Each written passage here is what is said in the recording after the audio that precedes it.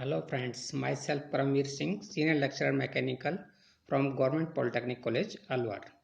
आज के इस ई लेक्चर में अपना ME 307 इंडस्ट्रियल इंजीनियरिंग का topic break even analysis discuss करेंगे।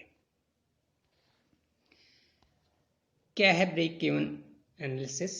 ये वह एनालिसिस है जिसमें प्रोडक्शन मैनेजमेंट या सेल्स मैनेजमेंट ये डिसाइड करता है कि अपने को कितना मात्रा में उत्पादन करना चाहिए और कितना किस लेवल से नीचे नहीं करना चाहिए, क्योंकि ये चीज़ बताता है कि उस जिस मात्रा में आप उत्पादन करेंगे उससे ऊपर जो है वो प्रॉफिट होगा या लॉस होगा, उस चीज़ का डिसाइड ये करता है। तो break even point, it is a point production at which the business makes neither profit nor loss. यानी कि ये वह पॉइंट है जिसके ऊपर जो बिजनेस है वो ना तो कोई लाभ प्राप्त करता है और ना ही उससे कोई लॉस होता है। यानी इतनी मात्रा में अगर किसी यूनिट का प्रोडक्शन किसी इंडस्ट्री में किया जाएगा तो उस इंडस्ट्री को ना तो उससे कोई प्रॉफिट होगा और ना ही कोई लॉस होगा। It is a technique widely used by production management and management accountants.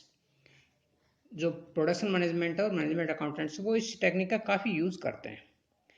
इस टेक्निक के अंदर दो तरह की कॉस्ट अपना लेते हैं, एक फिक्स्ड कॉस्ट और दूसरी वेरिएबल कॉस्ट, और उन कॉस्ट का जो है मिला के बनती है टोटल कॉस्ट, और उसके कंपेयर किया जाता है सेल्स रेवेन्यू के साथ में, जिससे अपने को पता चलता है कि प्रोडक्शन अपने को कितना करना चाहिए और कितना नहीं करना चाहिए। ब्रेक इवन पॉइंट को अपना दो मेथड से कैलकुलेट कर सकते हैं, एक मैथमेटिकल मेथड है और दूसरा ग्राफिकल मेथड है। ग्राफिकल मेथड जो है, इस मेथड में एक ग्राफ खींचा जाता है जिसमें एक्स एक्सिस पर output in terms of quantity और यूनिट्स होता है तथा वाई एक्सिस पर total cost and sales revenue लिया जाता है। फिक्स्ड कॉस्ट जो है वो क्या है? दो तरह की कॉस्ट मैंने बताया आपको, एक फिक्स्ड कॉस्ट और एक वेरिएबल कॉस्ट।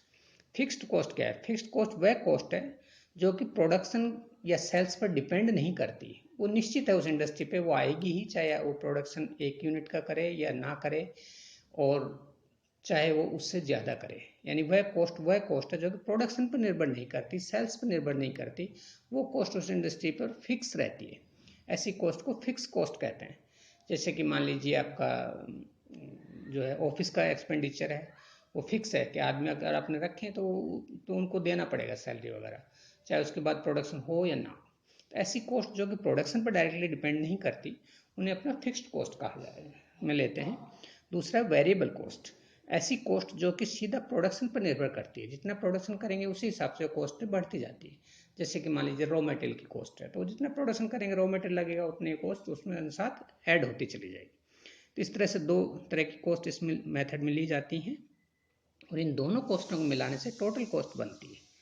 और जो रेवेन्यू अपने को किसी आइटम को बेचने से मिलता है उसे अपना सेल्स रेवेन्यू कहते हैं।